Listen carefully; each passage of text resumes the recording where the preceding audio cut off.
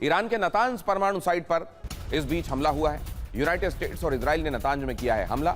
हमले में Natanz एटमी site को बनाया गया निशाना।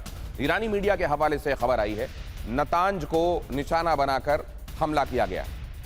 नतांज, इस्फहान, फोर्दो, बुशहर, ये खास तौर से न्यूक्लियर एनरिचमेंट, न्यूक्लियर रिसर्च और पीस टाइम न्यूक्लियर यूसेज से जुड़ी हुई जो साइट्स हैं, वहां पर अमेरिका लगातार हमले कर रहा है। उसको ये लग रहा है कि जिसको पीस टाइम यूसेज वाली बात कही गई, जिसको कहा गया कि रिसर्च में इसको अनुसंधान के लिए या चिकित्सा के लिए या फिर ऊर्जा बनाने के लिए हम इसका इस्तेमाल करेंगे, वहां भी ये बम बनाने की कार्रवाई हो सकती है। आप इसीलिए देख रहे हैं बुशहर को निशाना बनाया गया। इसीलिए जहां ये अपनी रिसर्च सेंटर जहां इन्होंने बनाया हुआ था इस्फहान को, वहां पर भी आपने देखा हमले हुए। फोर्दो को निशाना बनाया गया और आज फिर से ये खबर आई है कि नतांज पर एक बार फिर से हमला हुआ है। और जैसा मैं आपको बता रहा हूं, बुशहर में कल बड़ा हमला किया गया था। बुशहर में ईरान का एटमी संयंत्र है। बुशहर में हमले के बाद भीषण आग लग गई थी। बुशहर में हमले के बाद किस तरह की तस्वीरें सामने आई थी, वहां एक बार फिर से आप देख लीजिए। यहां सबसे बड़ा खतरा यह है कि यहां किसी भी तरह का अगर एनरिच्ड यूरेनियम है, अगर यहां पर रेडियो एक्टिव एलिमेंट स्टोर करके रखा गया है और यहां पर हमले होते हैं किसी भी जगह पर, मान लीजिए रेडियो एक्टिव एलिमेंट को जिस केस के भीतर सुरक्षित करके रखा जाता है ताकि रेडिएशन बाहर ना आए, अगर वो केस टूट गया तो जाहिर है आसपास का केस बहुत बिगड़ जाएगा, आसपास रेडिएशन बहुत फैल जाएगा। ये चिंता लगातार बनी हुई है। हालांकि IAEA ने अभी तक यही कहा है कि कहीं पर भी रेडिएशन लीक नहीं हुआ है। और इजराइल का ईरान पर भीषण अटैक, बैलिस्टिक मिसाइल फैक्ट्री पर हमला हुआ।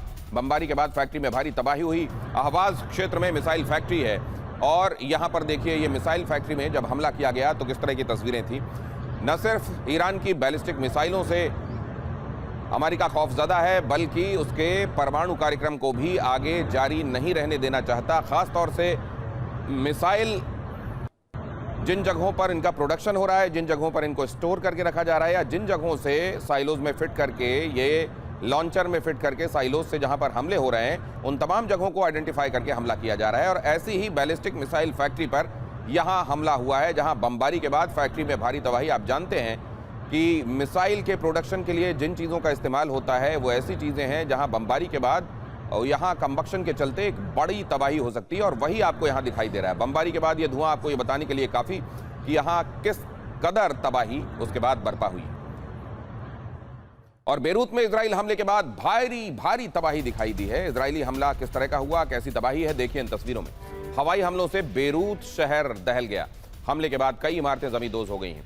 यहाँ भी आप देख रहे हैं लेबनान में भी अलग अलग ठिकानों को ईयरमार्क करके, अलग अलग ठिकानों को आइडेंटिफाई करके, जहां से हिजबुल्लाह अपनी एक्टिविटीज़ को अंजाम देता है, उन जगहों पर इजराइल हमले कर रहा है। न सिर्फ हवाई हमले हो रहे हैं बल्कि ज़मीनी हमले भी हो रहे हैं और आर्टिलरी गन्स का भी इस्तेमाल हो रहा है।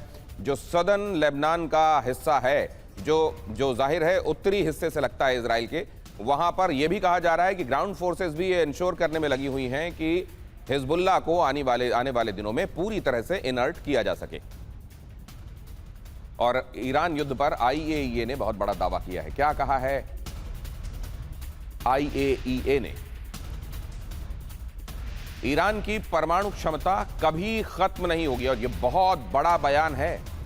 खास तौर से अमेरिका और इजराइल को इसको बहुत ध्यान से सुनना चाहिए, जो ये कहने में लगे हुए हैं कि हम परमाणु बम बनाने नहीं देंगे। तो राफेल ग्रॉसी यहां क्या कह रहे हैं? उनकी तरफ से यह कहा गया है कि किसी भी सूरत में यहां अगर आप समझ रहे हैं कि उसके एम्बिशंस को खत्म कर देंगे बम बनाने के, तो ये एम्बिशंस ईरान के कभी खत्म होने वाले नहीं हैं। ये जाहिर है बहुत बड़ा स्टेटमेंट है। IAEA की तरफ से स्टेटमेंट आया है। वो एजेंसी जो दुनिया भर में परमाणु कार्यक्रमों पर निगाह रखती है, वो एजेंसी अगर ये कह रही है कि ईरान अपनी महत्वाकांक्षाओं को रोक देगा आपके हमलों की वजह से, ऐसा नहीं है, तो ये अमेरिका और इजराइल के लिए बहुत बड़ा संदेश है। और अब जरा ये देखिए, उधर मुस्तबा, जिनके बारे में अमेरिका का दावा यह है कि वो बहुत बुरी तरह जख्मी हैं और वो इस स्थिति में नहीं है कि वो कमान संभाल सकें। मुस्तबा की आखिरी कसम के संदर्भ में ये जानकारी आपको देखनी चाहिए। IAEA चीफ राफेल ग्रॉसी के 6 दावे सामने आए हैं। ईरान को एटम बॉम्ब बनाने से रोकना असंभव है, कहा गया है। ईरान के पास 60% तक एनरिच्ड यूरेनियम संवर्धित यूरेनियम मौजूद है। हमले से ठिकानों को नुकसान हुआ है, लेकिन उसके जो भंडार हैं, रिजर्व हैं, वो सुरक्षित हैं।